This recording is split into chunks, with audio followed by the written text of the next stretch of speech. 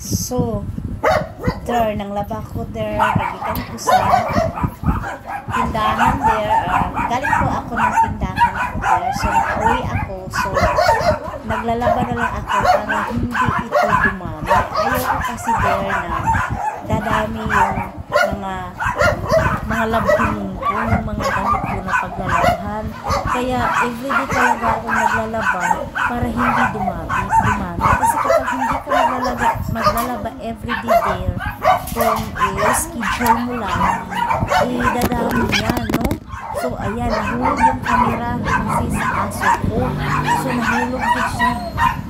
At talaga itong mga aso ko din. Hindi talaga ito, napakakulit-kulit talaga yung aso. No? Nahulog yung phone ko. At pagkatapos dun there, is nagsasampay na po ako ng mga nilalabhan ko there.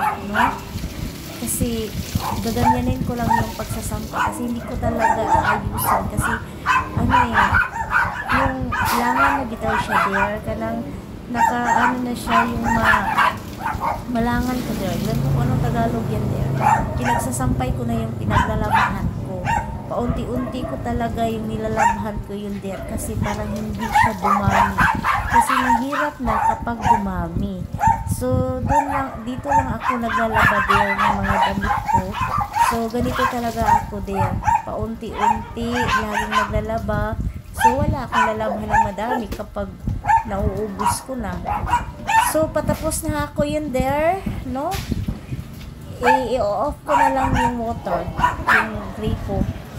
Kasi, mahirap na kapag malaki tayo ng mga bells. Dami-dami talagang mga bells there. Malaki. So, pagkatapos ko dyan, nagpapakain ako sa aking yung inaalagaan kong aso simula pa sa pagpapanganak, mini-milk ko na siya. Ayan, ito yung kinakwento ko na papi, ito na siya, malaki na siya. Akong nagpapadidi yan, binibilhan ko na lang ng milk. Ayan. So, hindi pa talaga masyado makatili. Kailangan pa talagang alalayan para makakain siya ng tama. Kasi yung mga buto niya parang nalulumpo talaga. Dahil yun ang sinasabi ko, nag-change ako ng milk, kaya ganon. Ganon. Ayan. Ang hirap talaga there, no? Kapag wala ako dito, mahihirapan talaga. Ako talaga ang pag-asa ng aso na to eh. Ako ang mag-aalalay sa kanya, no? Binibigyan ko talaga siya ng pansin there. Kasi alam ko kailangan niya ako eh. Kasi yung ina niya, wala talagang pakialam. No? Lalapit lang yung ina niya. Tapos na yan there. Ihahag ko muna siya. Gaganunin ko siya para ma-absorb yung lahat ng kinain kasi hindi yan masyadong gumalaw.